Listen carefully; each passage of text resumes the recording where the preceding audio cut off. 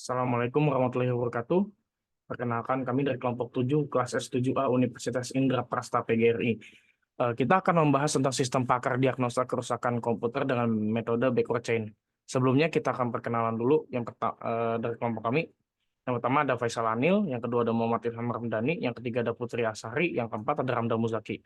Untuk sesi kali ini, izinkan saya Muhammad Ilham Ramdhani akan membantu menjelaskannya. Oke, kita mulai. Yang pertama itu ada poster untuk premis dari kerusakan ini.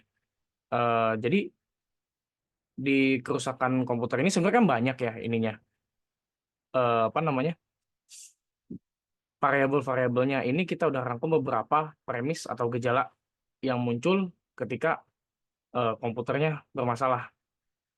Yang pertama ada layar monitor blue screen, yang kedua layar komputer gelap, yang ketiga ada bunyi beep, keempat ada komputer mengalami restart sendiri, kelima ada data atau file mengalami rusak, keenam ada komputer tiba-tiba mati, tujuh ada komputer sama sekali tidak menyala, lalu dilanjut dengan tampilan visual yang menjadi patah, yang terakhir kipas power supply tidak berputar.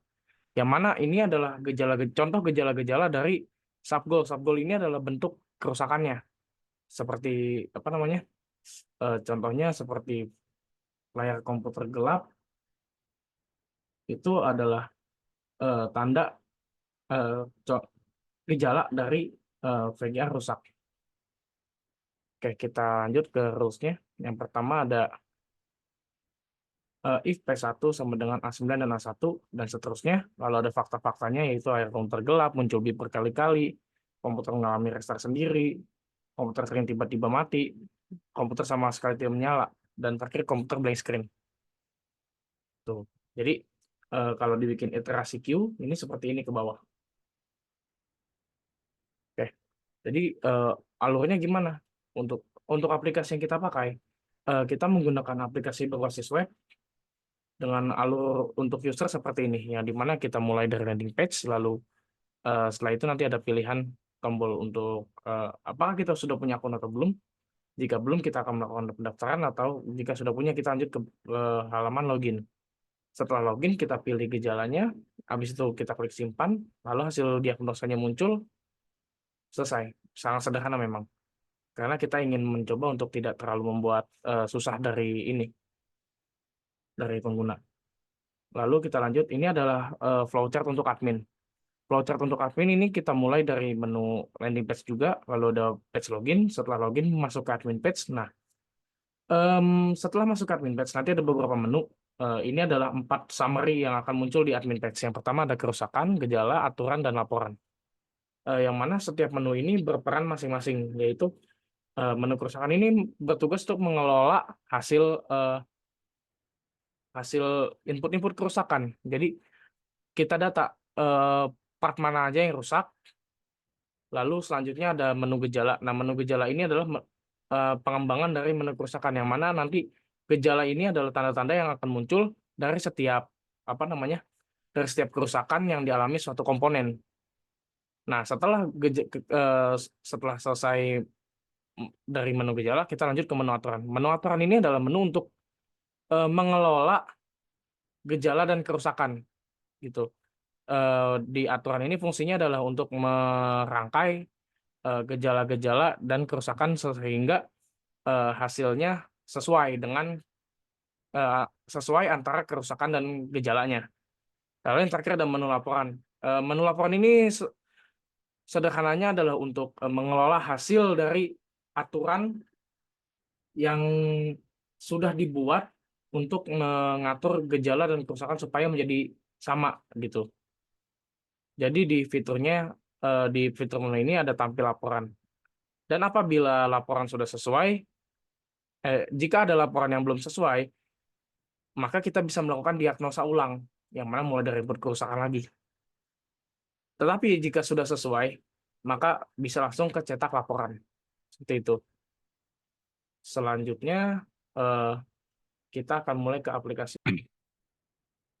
Ya, ini adalah tampilan dari aplikasi yang kita sudah rancang. Gitu. Ini ada tombol home, ada tombol about us, ada login, dan ada tombol mulai diagnosa. Kita mulai dari tombol login terlebih dahulu.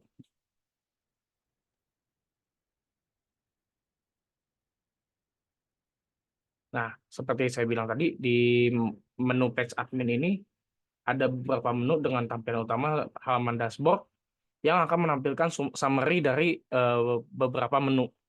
Yang pertama ada menu gejala, menu kerusakan, aturan, dan laporan. Oke, kita mulai dari menu gejala. Menu gejala ini tampilannya yaitu kita menggunakan button untuk sebagai fungsi untuk menambah gejala, dan juga kita menggunakan tabel. Tabel ini untuk menampilkan gejala-gejala, list gejala dari setiap kerusakan yang ada, dan kita juga bisa mengelola setiap gejala ini apakah masih relevan dengan kerusakan atau tidak. Lalu yang kedua ada halaman kerusakan. Halaman kerusakan ini adalah eh, sebetulnya secara tampilan tidak terlalu jauh berbeda dengan halaman gejala. Tetap ada tombol tambah data kerusakan, lalu kita juga masih menggunakan tabel yang dan juga dan kita juga menggunakan eh, tombol fungsi hapus dan ubah di bagian di kolom pengelola, agar jika ada kerusakan yang sudah tidak relevan lagi, kita bisa hapus atau kita bisa ubah dengan kerusakan-kerusakan yang baru. Seperti itu. Lalu yang ketiga ada basis pengetahuan atau laporan, atau aturan, sorry maksudnya. Yang mana ini sebenarnya juga sama, cuma ada sedikit perbedaan di layout saja. Tetap ada tombol penambah data untuk aturan, lalu selanjutnya ada tabel juga, dan ada komen untuk copy, CSV, dan print. Nah, eh, tabel yang ada di sini adalah gabungan dari tabel kerusakan dan tabel gejala, yang mana nanti ada probabilitasnya yang akan menunjukkan bahwa apakah ini berkesinambungan atau tidak. Lalu kita juga bisa menghapus atau mengubahnya. Jadi jika ada gejala atau kerusakan yang sudah tidak relevan atau sudah tidak valid, kita bisa mengubah atau menghapusnya di sini. Lalu yang terakhir adalah laporan. Laporan eh, ini adalah halaman untuk kita melihat seberapa banyak kerusakan yang sudah terjadi. Di sini ada tanggal, ada nama pengguna, nama nama user yang melakukan pengecekan, lalu ada hasil pengecekannya apa, hal yang rusak, dan ini adalah probabilitasnya, yaitu seberapa banyak kerusakan yang dia terima gitu loh. Lalu ini ada search box untuk mencari, kita bisa menggunakan keyword nama atau tanggal di sini. Lalu ada perintah copy, CSV, dan print juga. Seperti itu. Oke, selanjutnya kita lanjut ke halaman pengguna. Jadi kita kembali ke sini, kembali ke halaman depan. Setelah kita login, kita bisa melakukan klik dimulai diagnosa. Lalu akan muncul tampilan seperti ini, yang mana ini adalah tampilan untuk kita memilih gejala. Jadi kita sudah tahu nih, misalnya keyboard kita rusak, tapi kita nggak yakin apa yang harus kita lakukan. Yaitu pertama kita coba rasakan apa yang kita bisa lakukan dengan keyboard, lalu kita mencocokkan dengan gejala-gejala yang ada di sini. Contohnya seperti ini. Komputer saya keyboardnya mengalami, saya tidak bisa menggunakan keyboard ini karena yang pertama yang saya rasakan adalah konektor renggang dan tidak bisa digunakan mengetik. Lalu setelah gejalanya saya pilih, saya klik simpan, maka akan muncul hasil seperti ini, hasil diagnosa dari sistem yang sedang kami buat. Sistem kami akan mendiagnosa bahwa berdasarkan gejala yang tadi saya pilih, maka komponen yang mengalami kerusakan adalah keyboard. Seperti itu. Ya, saya rasa untuk demo kali ini sekian dulu. Kurang lebihnya mohon maaf. Wassalamualaikum warahmatullahi wabarakatuh.